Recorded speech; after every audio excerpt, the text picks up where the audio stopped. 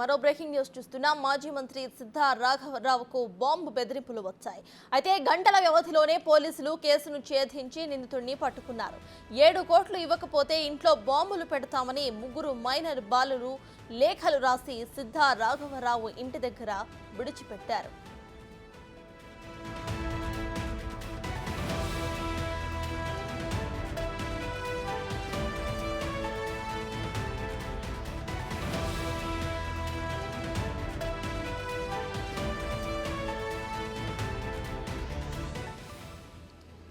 గత నెల 27న సిద్ధా ఇంట్లోకి దోపిడీకి ఓ మైనర్ బాలుడు వెళ్లాడు. సెక్యూరిటీ గార్డ్ పై దాడి కూడా చేశాడు. అతను కేకలు వేయడంతో గన్మెన్లు అలర్ట్ అయ్యారు.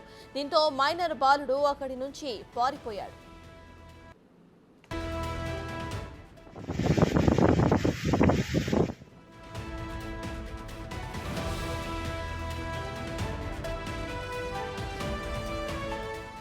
మళ్లీ నిన్న 7 కోట్లు ఇవ్వాలని లేదంటే బాంబులు పెడతామని బెదిరింపు లేఖలు రాశారు. వెంటనే అప్రమత్తమైన పోలీసులు గంటల వ్యవధిలోనే కేసును ఛేదించి ముగ్గురు బాలులను అదుపులోకి తీసుకున్నారు.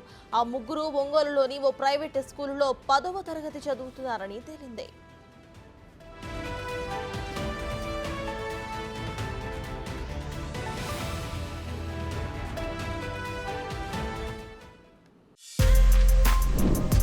For more videos like this, subscribe Big TV channel.